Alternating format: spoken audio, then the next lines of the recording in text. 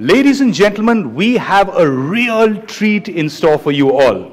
A special panel discussion featuring as panelists the past winners of the EY Entrepreneur of the Year India Awards. So please welcome this glorious stage with icons of Indian industry. First, I'd like to invite on stage Chairman Marico and winner of EOY India 2020, Mr. Harsh Mariwala. Thank you so much for being here, sir.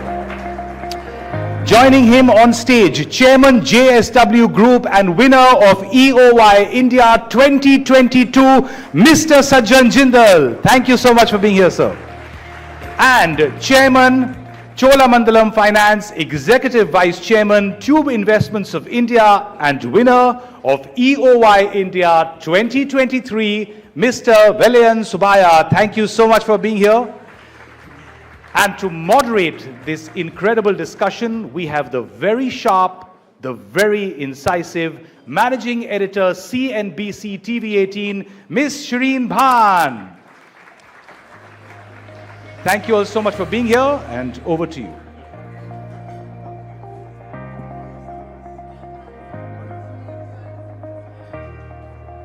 Good evening, ladies and gentlemen. What an absolute pleasure it is to be back here at the EY Entrepreneur of the Year Awards. I think I've done about 20 of these, so it's great to be back in this room. CNBC TV18 has been very proud to be part of these awards along with EY over the past 2 decades or so. As I was walking up on stage, 3 entrepreneurs who should be adaptable and agile are telling me, don't ask us anything out of syllabus. So that's exactly what I am going to do this evening. But to pick up from where Rajiv Memani left off, he was quoting Javed Akhtar. So let me go a step ahead and quote Rumi. Rumi said that we choose our joys and sorrows before we actually experience them. Let me extend that to entrepreneurship and say we choose our success and failures before we actually experience them as well. And these 3 gentlemen here on the stage with me have had their fair share of successes, but have also had some learning to do with the many tough decisions that they've had to encounter and take during the course of their careers. So without further ado, let me start. And Sajjan Jindal, I'm going to start by asking you, lots of jokes being made about suits. Everyone perhaps has watched President Trump's address to Congress this morning. It's the longest address in US history at over 1 hour and 40 minutes. And there was plenty there in terms of trade, tariffs, and so on and so forth. The Prime Minister speaking just 24 hours ago said, it is time for Indian industry not to play spectator. Indian industry needs to rise to the occasion, needs to take up the challenge, needs to go out there and become a part of global supply chains. As you look at what's happening around us in the world today, Mr. Jindal, do you see this as an opportunity or as a threat to India? No, I think Prime Minister Modi has already talked about it, that this is our time. India's time, and we have to go out there and be the part of supply chain. And I completely agree with it. Trump will come and go. There will be this Trump or another Trump. This will continue to happen. So we have 2 opportunities in front of us. One is to build this nation, India, which by itself is a huge marketplace, and we don't have to fear anything. We have to build it. We have to really put our best foot to build this nation and build it well. And we are very fortunate that we are at this time, we are here to build this country, and we are really doing it. Second is that we can really be a part of the global supply chain. Indian companies are very good at it. We have an extremely good cost structure. We have a very good skilled manpower.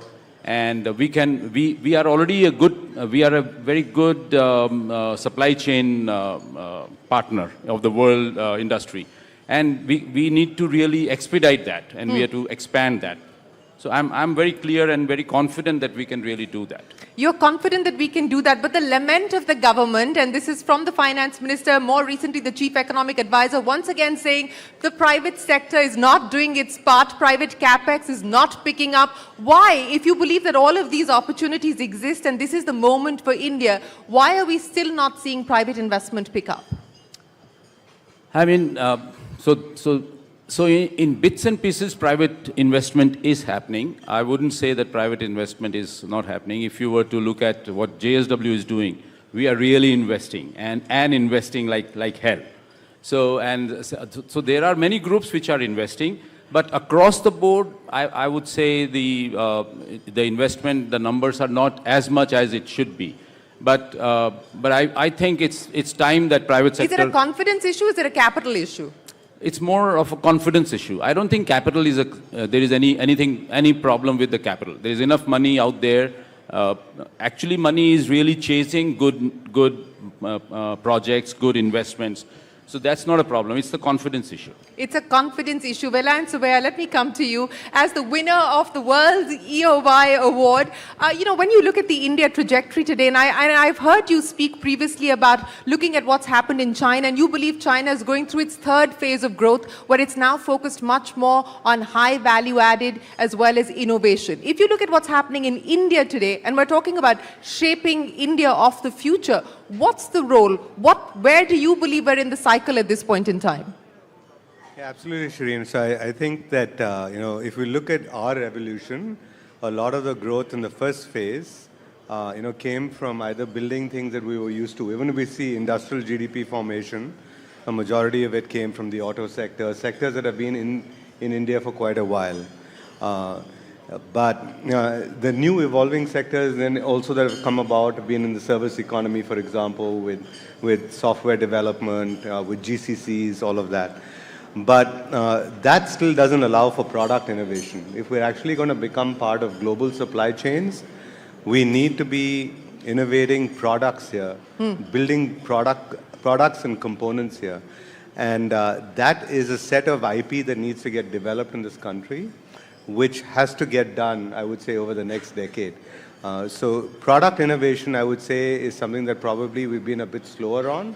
Because why do you think that's the case? In this journey from becoming a service nation to a product nation, why do you believe we've been slow off the bat? So honestly, I think there are 2 or 3 factors, right? One is that, the ecosystems have not existed, right, to support it, right? So basically, if we look at how far behind, if we take the electronics ecosystem, for example, starting with just printed circuit boards, we don't make advanced printed circuit boards in this country. So then to think of the entire downstream industry from that, it takes a long period of time to develop. So pretty much any sector you take, it's a similar story where a lot of base components are still imported into India. And therefore, the whole ecosystem around it is not developed. Are we closer to breaking out of that now? Are we closer to moving more towards IP-led and innovation-led ecosystems? Absolutely. I believe it's the only way to go.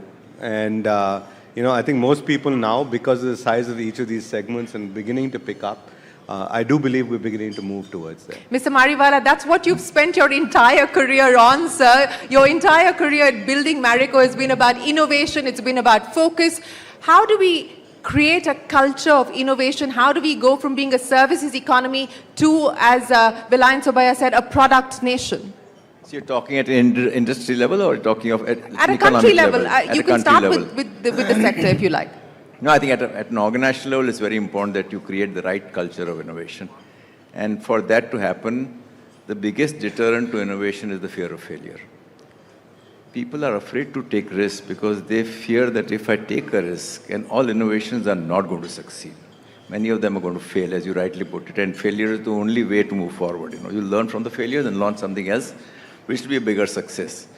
So remove the fear of failure, encourage experimentation, encourage risk-taking. It's the responsibility of top management. And have diverse talent. Diversity adds a lot of value to innovation within an organization. So you need to create a culture of innovation which is diverse, empowered, open, trusting. Remove the fear of failure and encourage your talent to take risks and experiment. Because only out of experiments you'll decide whether you'll succeed or not. Speaking of risk-taking ability, let me come to you and get all 3 of you to actually talk about this, because it's very different how you're all going about this. As you said, you're investing, in your words, the hell out of it at this point in time across different businesses, Mr. Jindal, including the latest foray into the electric mobility space.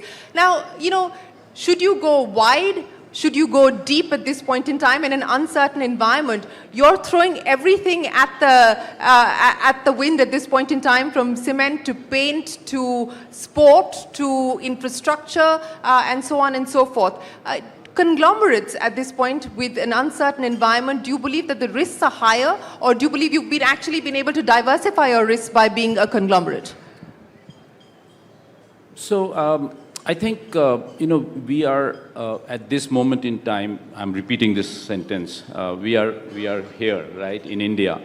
India as a country, I don't think there is any country in the world which provides the kind of platform that we have been provided with today. So I believe personally that anything that everybody, so many entrepreneurs are sitting here, you can pick up anything, and if you put your heart to it and do it passionately, honestly, you will be a successful guy. There's absolutely nobody can stop you from being successful. Anything, I mean, for example, we are not in the paint business, or I'm not in the auto business, but I'm 100% So you're hoping to get into the paint business? Yeah. No, I'm saying I've invested in that, yeah. And I'm putting now my heart and soul in the auto business. And I'm 100% sure that it'll be a super successful. There's nothing can stop me from being Nothing successful. can stop you. Nothing can stop me from being successful. So I know Anish is here from Mahindra & Mahindra, but I know that it'll be a super success. Because this country needs a huge amount of autos, huge amount of good quality stuff. It needs Elon Musk as well.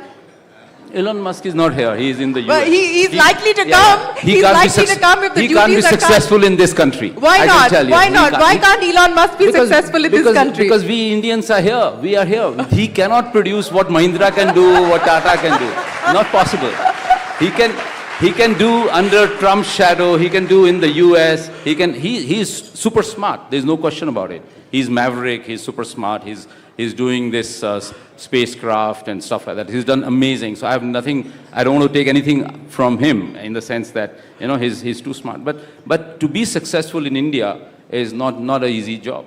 It's not an easy job, Elon Musk. That's the cautionary message there coming in from Sajjan Jindal. But Vellayan, Subbiah, I remember when we last spoke, you said that one of the mistakes that people make when they deploy their capital from cash flows that their running businesses are generating is to deploy the cash right back into the very same business. You believe, A, in the power of compounding, but B, also you believe in the power of the fact that you should be deploying the cash that you're generating into other businesses and other opportunities that look good. You're doing a whole bunch of things, from semiconductors to, a whole bunch of things at this point in time. What gives you the belief?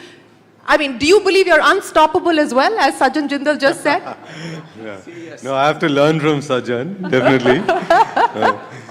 But we're from the south, so we're always a bit more cautious and conservative. He's being very humble, but he's doing much more than me. Yeah. But definitely, the area I'd agree with Sajjan on is that if you take the number of areas that need to get developed in this country, there's actually the number of white spaces is more than the number of spaces that are more occupied and crowded. We talked about semiconductors. There are so many sectors that just need to get built out from scratch in India because they still are such a small part of our GDP formation. We've traditionally either imported or depended on foreign companies, on MNCs, setting up that capability here. And I think that this next shift that we're beginning to see is Indian companies beginning to own and develop IP and begin to develop in these sectors.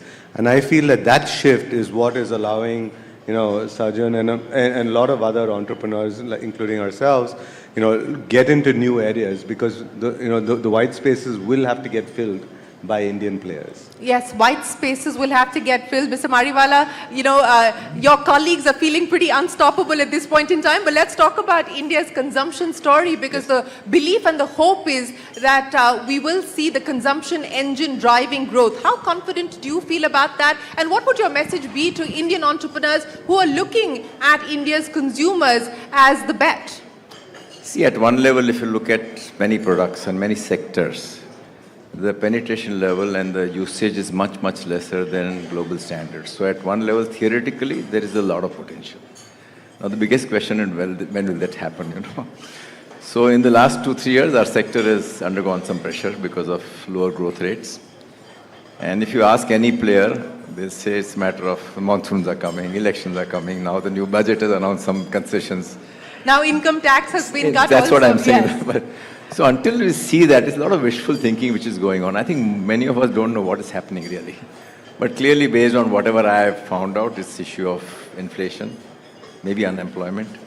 And again, going back to the question of investment, which you asked Sajjan earlier, why investment is not happening. Let me say that if any industrialist sees that his capacity is utilized or sees a potential by adding more capacity, they are not going to cut short that investment. You know, it's ultimately it's because of lesser demand, that's why investment is not happening. So that's why I'm saying consumption has to be given more boost than investment. Consumption happens, automatically investment will follow.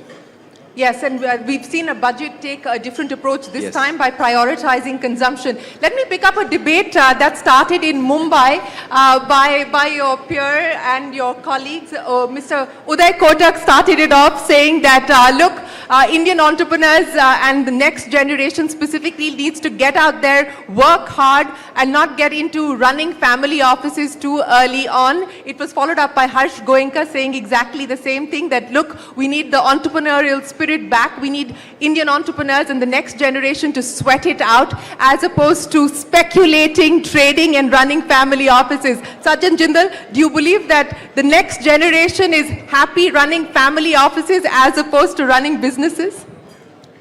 And is this a problem? So Uday is a very good friend, and we always spar on topics, yeah. And on this point, I agree with Uday that the next generation tends to use the money which the father has earned and invest rather than working himself, right?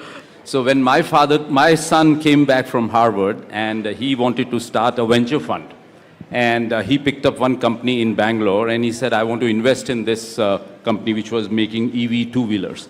And I told him, so I also said, okay, this is his first project. He wanted to, so he said that, Dad, why don't you come along with me? I said, okay, I'll come.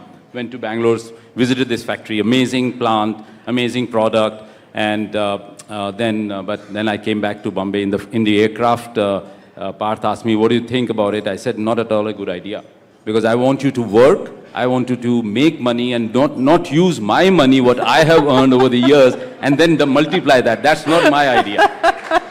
So, and then he changed. And then later on, I think Pavan Munjal invested in that company. What we were to invest, Pavan invested in that company. And, but that's because he earned the money himself. So not his son did not invest. So, so therefore, I completely agree that the next generation, but to a point, Harsh Goenka's son is smarter than Harsh Goenka, right? And he's really doing an extremely good job. So to say that and Uday's son, Jay, is extremely smart. Yes. And he's now working in the bank and doing extremely well. So the next generation, most of them are extremely smart, smarter than us. My son is smarter than me. And most of our sons, our daughters are smarter than us. They have to be given the right direction by the parent that, you need to invest, you need to work hard, you need to build yourself and not use your father's money. So that's my take. And not use your father. Yes, Mr. Mariwala. So I think I would agree with what Sajjan is saying. I think the root cause is the children or the family, I think the family has to set the right example in terms of creating the right culture of talking about business, take them, even if they're young, take them to factories, market visits, expose them. And the whole aspiration of the younger generation is built by what the family talks about every day on a dinner table, even if they are young. I think the problem is with the parents in terms of giving them very easy way of enjoying wealth, not putting that kind of, I wouldn't call it pressure, but expectations from them. I think the learning is more at the elders rather than the youngsters. And you can't blame the youngsters. They have been brought up in a certain way, and they will behave in a certain way if they've been brought up in a certain way. Vellayan, Subbiah, as a fourth generation entrepreneur, how do you have to weigh in on this debate? No, I totally concur with both what Sajjan and Harsh said. First off, it is actually a responsibility of the previous generation to ensure that it's exciting enough for the next generation to come into the business, right? And they have to create an environment where part of it is excitement, but I also think it's responsibility, right? Because if you think of nation building, who has a better platform than these kids, right? They, the parents have already done the hard work, or perhaps 3 generations have done the hard work. And then they have platform, they have network, they have access, right? They have capital, they have everything that entrepreneurs really struggle for. First generation entrepreneurs really struggle for. So if they don't use that platform to go, I always say there's the 0 to 1s, right? That Shailendra funds, then there's the 1 to 10s that Shweta funds. And then, when you've already got this advantage, you're at 10. If you're not thinking of 10 to 100, 100 to 1,000, then I think you're doing a massive disservice to the country, right? Because honestly, that opportunity has been given to us because we were in this country, right? We kind of started in this country. We had that opportunity starting from here. And I'd say it's really, it becomes their responsibility, but it's only going to happen if they're kind of developed in the right way, like Harsh said, conversations at the dinner table. What do they feel their responsibility should be? And is it exciting? What are the conversations on your dinner table? Oh, definitely. I think both my kids, one just finished his undergrad in the US and he's come straight back. And the other one's also going to come straight back. And I think definitely they're going to join the business and start looking at how we can grow things from here. Join the business. But Mr. Mariwala, we've got a room full of entrepreneurs here, and I think it would be helpful for everyone to hear from you. What are the 2 or 3 entrepreneurial lessons that you abide by, that you would like to leave these young entrepreneurs with? So I would say 3 things. One is you create a right to win where you are superior compared to others in terms of not offering a me-too product, but something innovative, pioneering, or transformational. It could be technology-based, it could be anything depending on your business. Secondly, you need to have the right talent and the right culture.